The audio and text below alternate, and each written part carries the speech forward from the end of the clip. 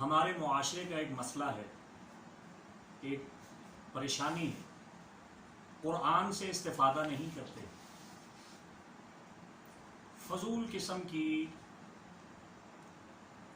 کتابوں اور فال ناموں اور من گھڑت جعلی جنتروں منتروں تنتروں دعاؤں، جن دعاؤں کی قرآن و سنت میں کوئی سند نہیں ہے، ان سے استفادہ کیا جاتا ہے، اور کئی دعائیں ان میں دیکھنے میں آیا کہ ان میں شرکیہ کلمات ہیں، انہیں امت محمدیہ میں رائج کر دیا گیا، ادعیہ معصورہ کے نام سے،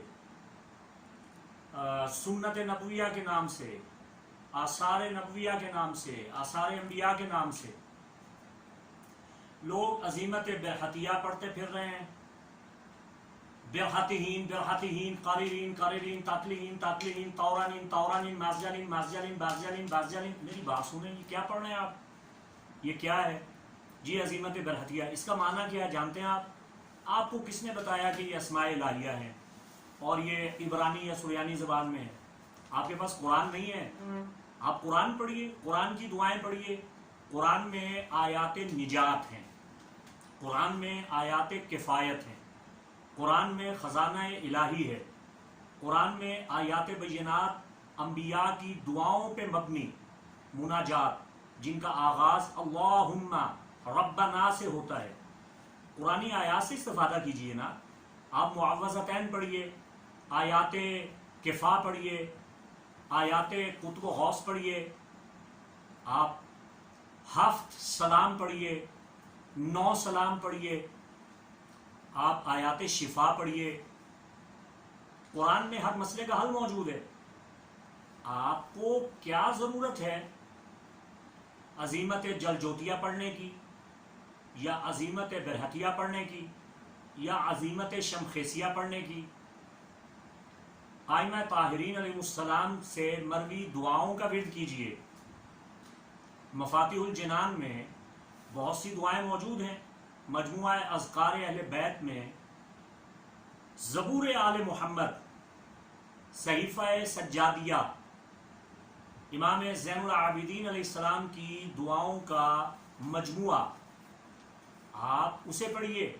جب آپ ائمہ اہل بیت علیہ السلام کی دعائیں پڑھیں گے، انبیاء و مرسلین کی دعائیں پڑھیں گے، آپ کی دعائیں قبول بھی ہو جائیں گی، وہ دعائیں آپ کی مشکلیں حل کر دیں گی، چونکہ وہ مستند معتمد موثق اور ثقہ سورسز سے آئی ہیں، اور وہ دعائیں ان میں کسی قسم کا شرک نہیں ہے، ان میں کسی قسم کی کبھی کفریہ باتیں نہیں ہیں، ان میں لا یعنی اور بے معنی قسم کے الفاظ استعمال نہیں ہوئے۔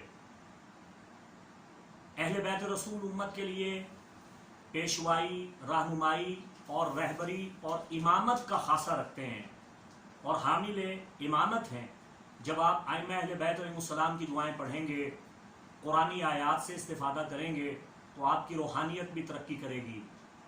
جیسا کہ میں پہلے اپنے دروس میں یہ بتا چکا ہوں کہ علوی کلاموں کا مقصد غیر مسلموں کو اسلام کے قریب کرنا تھا، نہ کہ علوی کلامیں اس لیے لکھی گئیں کہ مسلمان ان کا ورد شروع کر دیں۔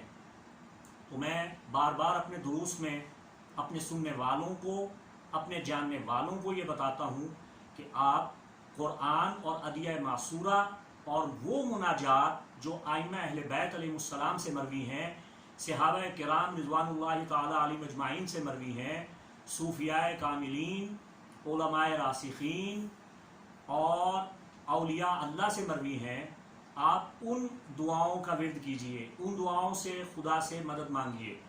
دعا کے آداب ہوتے ہیں، دعا مانگنے سے پہلے توبہ کیجئے، دعا مانگنے سے پہلے حسب توفیق صدقہ دیجئے، دعا مانگنے سے پہلے اپنے آپ کو پاک صاف ستھرا کیجئے، اپنے من کو پاک کیجئے، وساوس اور بے یقینی اور شک اور شبہ سے آپ اجتناب کیجئے۔ دعا مانگنے کے بعد اس پہ یقین کامل ہونا چاہیے، اور دعا مانگتے ہوئے بار بار اللہم اللہم اللہم کہیے۔ امام جعفر صادق علیہ السلام کا فرمان ہے، آپ نے فرمایا جب کوئی بندہ دعا کرتا ہے 5 مرتبہ اللہم اور 5 مرتبہ ربنا کہتا ہے تو اس کی دعا ضرور قبول ہو جاتی ہے. خدا اپنی رحمت سے اس کے قریب ہو جاتا ہے اور پوچھتا ہے کہ بتا میرے بندے تجھے کیا چاہیے. تو ہمیں تو سوال کرنے کا ڈھنگ ہی نہیں آتا، خدا سے مانگنے کا پتہ ہی نہیں ہے. ہمارے معاشرے میں لوگ اس قدر توہم پرستی، ضعیف الاعتقادی، بد اعتقادی اور شرکیہ، کفریہ، بدعات و خرافات میں مبتلا ہو چکے ہیں کہ رہے نام باقی اللہ کا. اللہ ہی ہے جو ہمیں ہدایت عطا فرمائے. چاہیے کہ قرآن و سنت سے استفادہ کریں. وما علینا الا البلاغ المبین.